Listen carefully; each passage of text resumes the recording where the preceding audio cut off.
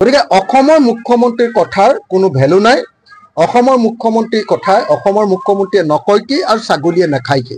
এইটোৱে হ'ল এই মহিলাবিলাকক দিয়াৰ ৰুজনটো হ'ল যে মহিলাবিলাকক বোলে এটা এটা মোবাইল ফোন দিয়াৰ তেওঁ সপোন আছে আৰু তেওঁ অচিৰে বোলে অসমৰ মহিলাবিলাকক মোবাইল ফোন দিব।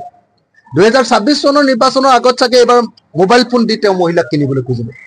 কিন্তু এজন মুখ্যমন্ত্ৰীৰ কামটো মহিলাক মোবাইল ফোন দিয়াটো নহয়, প্ৰত্যেকগৰাকী মহিলা আৰু প্ৰত্যেকজন যুৱক আৰু যুৱতীক কৰ্মসংস্থাপন দিয়াটো মুখ্যমন্ত্ৰী এজনৰ কাম, যাতে প্ৰত্যেকগৰাকী মহিলাই নিজ হাতেৰে নিজ টকাৰে নিজৰ উপাৰ্জনেৰে একোটা ভাল ভাল মোবাইল কিনি ল'ব পাৰে। গতিকে মই ভাবোঁ যে অসমৰ মুখ্যমন্ত্ৰীজনে ইটোৰ পিছত সিটো এনেকুৱা টোপ দি আছে।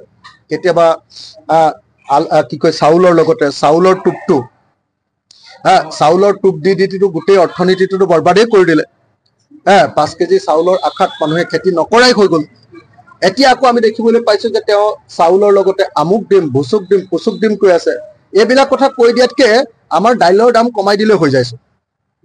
নিমখৰ দাম 2 টকাৰ পৰা যে 20 টকা কৰিলে তাৰ দামটো আকৌ 2 টকা কৰি দিলে হ'লচোন। কণীৰ দাম 2 টকাৰ পৰা যে 10 টকা কৰিলে সেইটো আকৌ 2 টকা কৰি দিলে হ'লচোন।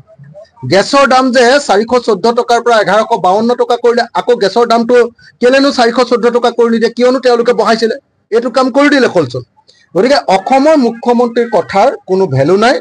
অসমৰ মুখ্যমন্ত্ৰীৰ কথাই অসমৰ মুখ্যমন্ত্ৰীয়ে নকয় কি আৰু ছাগলীয়ে নাখায় কি। এইটোৱে হ'ল আচল আপ্তবাক্য। মই ভাবোঁ যে অসমৰ মুখ্যমন্ত্ৰীৰ এনেকুৱা ধৰণৰ প্ৰলোভনত অসমৰ মহিলাসকল, অসমৰ ৰাইজ নিশ্চয় ভুল নাযাব। এইবাৰ বিজেপিয়ে শিক্ষা পাব পঞ্চায়ত নিৰ্বাচনত, ভয় খাইছে। ভয় খোৱাৰ কাৰণে এনেকুৱা ধৰণৰ প্ৰলোভন দিবলৈ আৰম্ভ কৰিছে।